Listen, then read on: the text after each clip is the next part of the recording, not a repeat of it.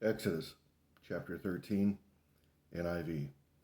The Lord said to Moses, "Consecrate to me every firstborn male.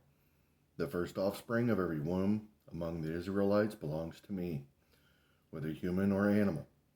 Then Moses said to the people, "Commemorate this day, the day you came out of Egypt, out of the land of slavery, because the Lord brought you out of all this with a mighty hand. Eat nothing containing yeast.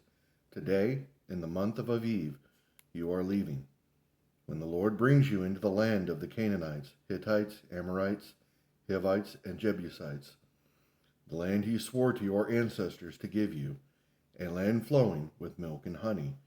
You are to observe this ceremony in this month. For 7 days eat bread made without yeast, and on the seventh day hold a festival to the Lord. Eat unleavened bread during those 7 days. Nothing with yeast in it is to be seen among you, nor shall any yeast be seen anywhere within your borders.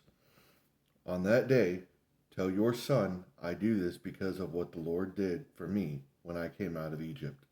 This observance will be for you like a sign on your hand and a reminder on your forehead that this law of the Lord is to be on your lips. For the Lord brought you out of Egypt with his mighty hand. You must keep his ordinance at the appointed time, year after year. After the Lord brings you into the land of the Canaanites and gives it to you, he has promised an oath to you and your ancestors. You are to give over to the Lord the first offspring of every womb. All the firstborn males of your livestock belong to the Lord. Redeem with a lamb every firstborn donkey, but it will not redeem it. But if you do not redeem it, break its neck, redeem every firstborn among your sons. In days to come, when your son asks you, what does this mean? Say to him, with a mighty hand the Lord brought us out of Egypt, out of the land of slavery. When Pharaoh stubbornly refused to let us go, the Lord killed the firstborn of both people and animals in Egypt. This is why I sacrifice to the Lord the first male offspring of every womb and redeem each of my firstborn sons. And it will be like a sign on your hand and a symbol on your forehead that the Lord brought us out of Egypt with his mighty hand."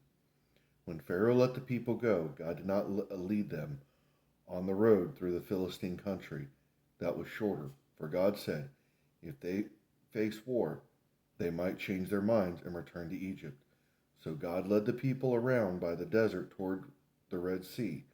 The Israelites went up out of Egypt, ready for battle.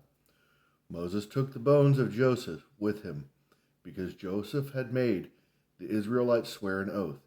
He said, God will surely come to your aid, and then you must carry my bones up with you from this place.